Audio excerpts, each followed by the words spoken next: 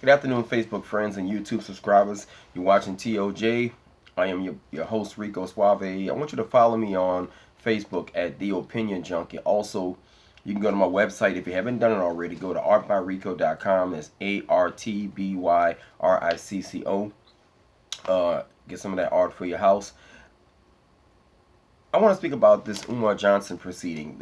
Today was D-Day, and I actually wanted to hold off on doing any video until after the verdict was reached, and which draws me to the video. There was no verdict.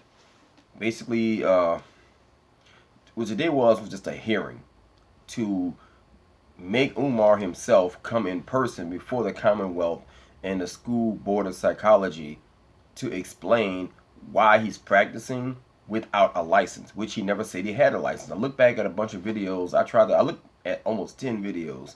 I wasn't doing all that research, but I looked for at least 10 videos to see if he would say the words, "I'm a licensed clinical psych," and he never said it. I'll look, if you can find it, put the link of the video in the comment section, and I will allow that link if you can pin it there.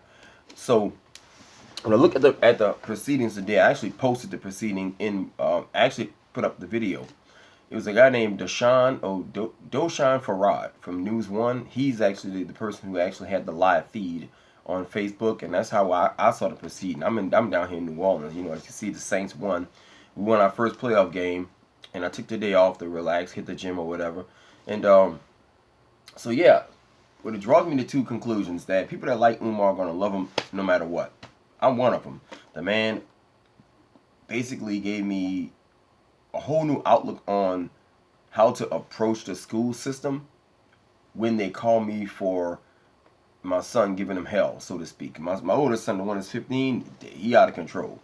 And I have a better way of dealing with him now. You know, I'm more cerebral. The one that's 5 years old, he definitely has issues too. And I'm, you know, I like the idea of having stuff on paper now, as far as me doing the IEP readings, and teaming up with the teachers.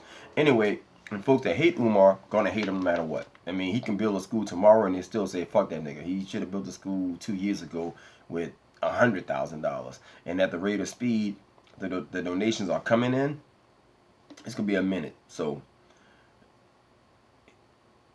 leading up to this, Umar Johnson lost his Instagram account. All the followers on the Instagram account. He had to make a new Instagram account.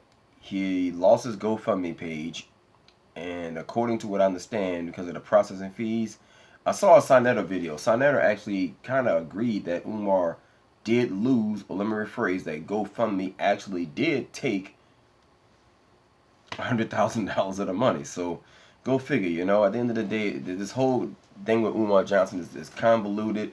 I'm not saying the man is guilty. I'm not saying good, bad, right, or wrong.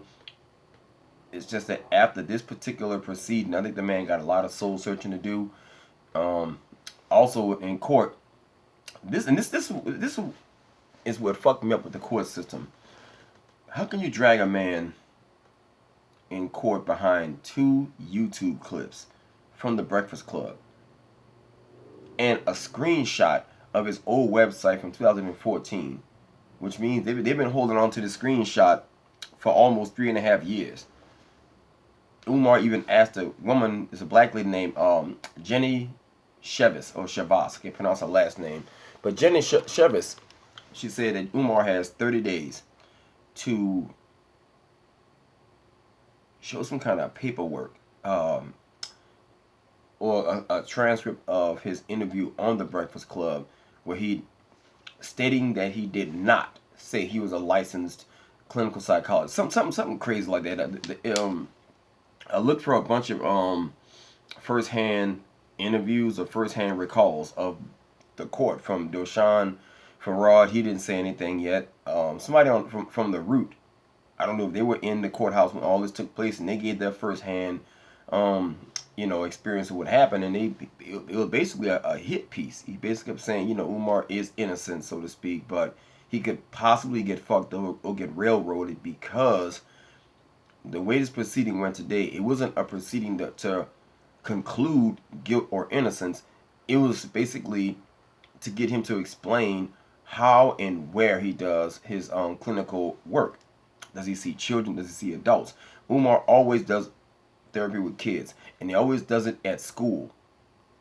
But there's absolutely no proof, none, no proof that the prosecutor brought to the as an exhibit to the courthouse that this man has been practicing without a license, which he hasn't. So there's no case.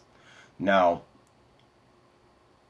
I don't know what her title is, Miss Jenny Chevis. If she's a law, if she's a judge or a mediator, but it's her. She's charged with the responsibility of going to the school board of psychology and recommending that they either take his degree or leave his degrees or his doctorates in place.